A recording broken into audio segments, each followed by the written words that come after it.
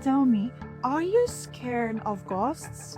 Imagine you walk into the place and the only thing that you can hear is your breath and blood pulsate in your veins. Who do you think like those places?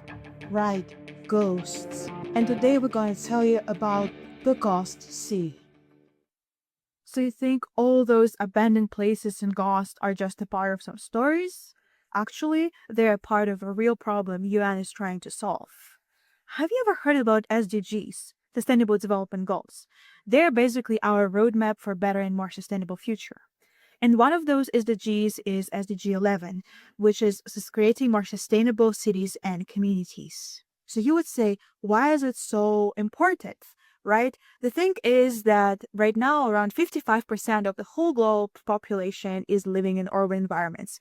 And by 2050, this percent will rise up to 68. Also, the cities, while occupying 3% of the Earth's territory, produce up to 75% of carbon emissions, as well as use up to 80% of all the energy.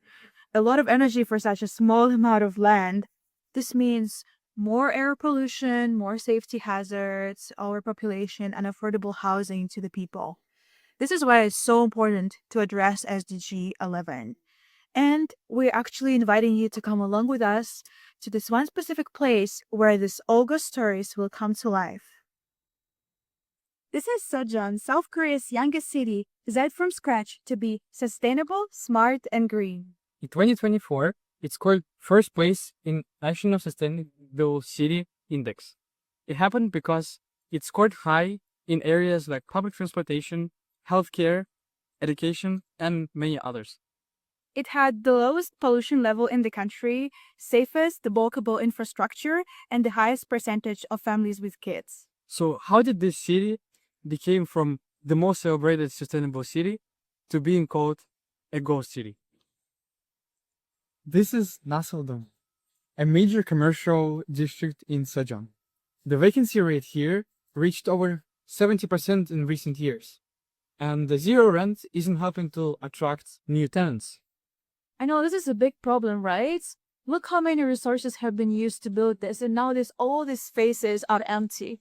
Also, for locals, there are basically no places to go, no shops for them. And actually, it also weakens local economy because people invested a lot of money in this property, and now they cannot get return. They are basically losing. Most of the shop owners report that they earn around 530,000 Korean won, which is actually much less than a minimum wage in Korea.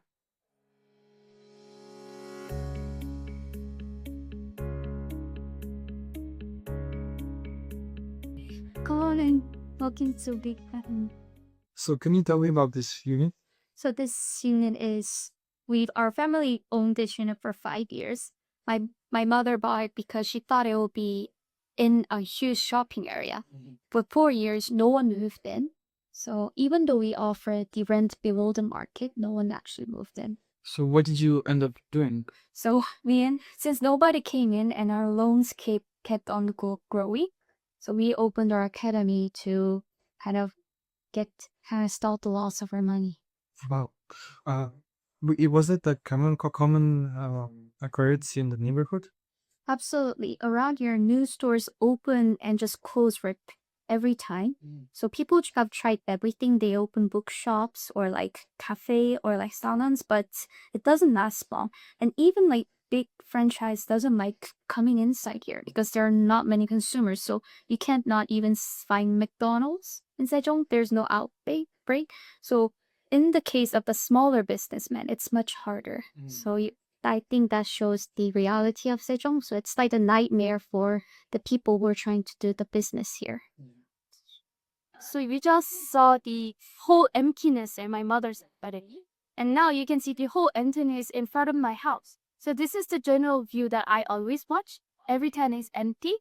There are some shops, and there used to be one coffee shop here, but it just came out. So that's just our daily vibe. Many shops come in, but they just go out on the sudden. So like, it might seem that Sejong has so many good features and many good spots, but there are actually places that we can consume where we can actually spend our money and hang out. So it's really been the places are very limited and we don't have a diversity of place that is available for us to actually live our lives. So yeah, we're hoping that many population will also come in, and also based on that we can have more like fruitful like centers or places to like spend our life. Yeah, spend our time. Thank you so much. Thanks. So let's talk about the targets 11.1, affordable and adequate spaces. So this target is about making sure people have access to adequate and usable spaces. And you would say, well, Sichuan has so many buildings, but why are they not being used? First, it's overbuilding. Between 2012 and 2018, Sichuan City built 17,000 commercial units, and that are not being used currently. Assuming that there's gonna be growth in population that we didn't see. Yeah, and secondly, zoning laws and wrong location of construction also lead to that. A lot of buildings were constructed where people do not live or near a big road, no pedestrian traffic, as well as zoning laws prevented businesses like gyms and shared living in key areas. Third, the population did not catch up. The city was planned for 800,000 residents, but only 400,000 residents live right now in Sichuan. Target 11.8 Bell's regional development is about connecting cities and regions so they wouldn't grow at the cost of each other. In the beginning of its development, Sichuan didn't really establish a public connection in neighboring cities, Gwangju and Changju. There is still a lot of people that work in Seoul and Daejeon that live here, and Sichuan became a dormitory and not a real city. And without the proper economic and cultural pull, people wouldn't really come to the city, and the buildings will still stay empty. But actually, 2023, Sichuan held first commercial vacancy expo in Korea to address this crisis. Let's see what solutions did the city come up. It was not symbolic. More than 470 consultations were held, and actually it met to some contracts. So we can see that Sichuan does have a potential if policies catch up with it.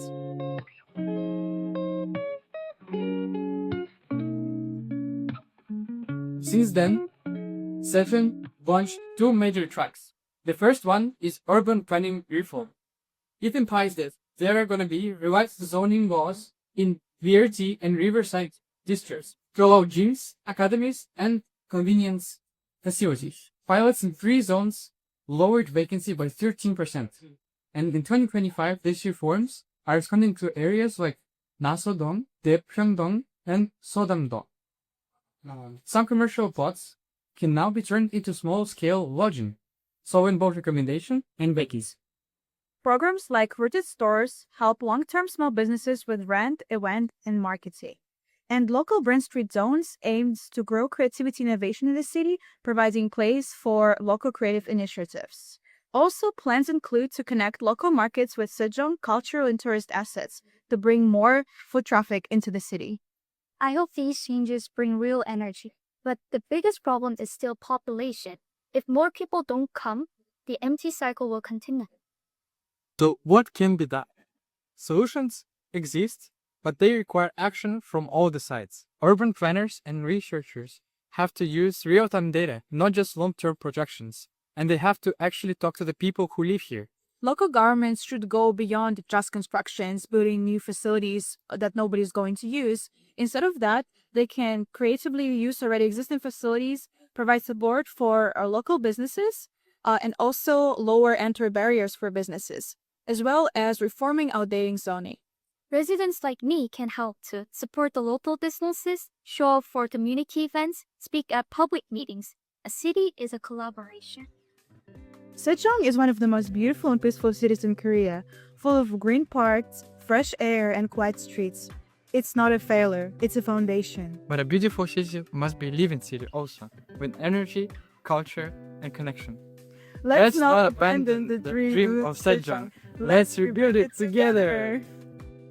Thank you for watching!